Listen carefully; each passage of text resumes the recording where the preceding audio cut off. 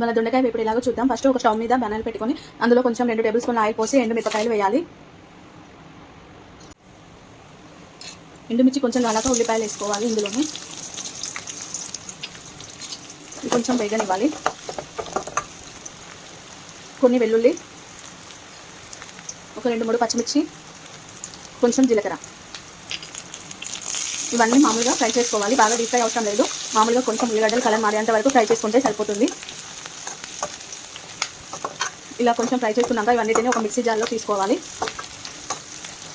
ఇలా కొంచెం కలర్ మారినాక మనం ఇప్పుడు వీటిని మిక్సీ జార్లోకి తీసుకుందాం.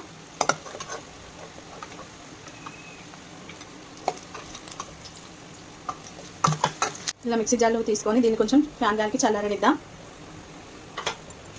ఇప్పుడు ఇదే ఆయిల్లో మనం దొండకాయలను వేసుకొని కాసేపు వేగనివ్వాలి.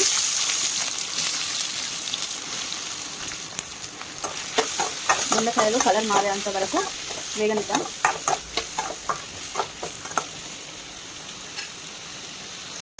ఇందులో కొంచెం ఉప్పు,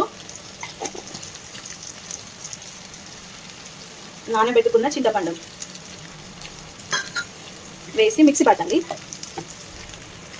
మిక్సీ పట్టిన పేస్ట్ను ఇందులో వేసేద్దాం. ఇప్పుడు ఇదన్నింటిని మంచిగా కలిపేద్దాం.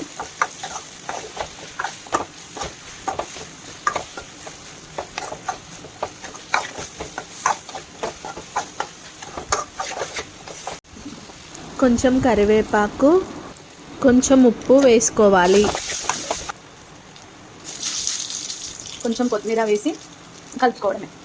ఎంతో టేస్టీగా, ఎంతో రుచిగా ఉండే దొండకాయ ఉల్లిగడ్డ కారం రెడీ. మీరు కూడా ట్రై చేయండి ఫ్రెండ్స్. నేను సర్వింగ్ బౌల్లోకి తీసేసుకుంటున్నాను.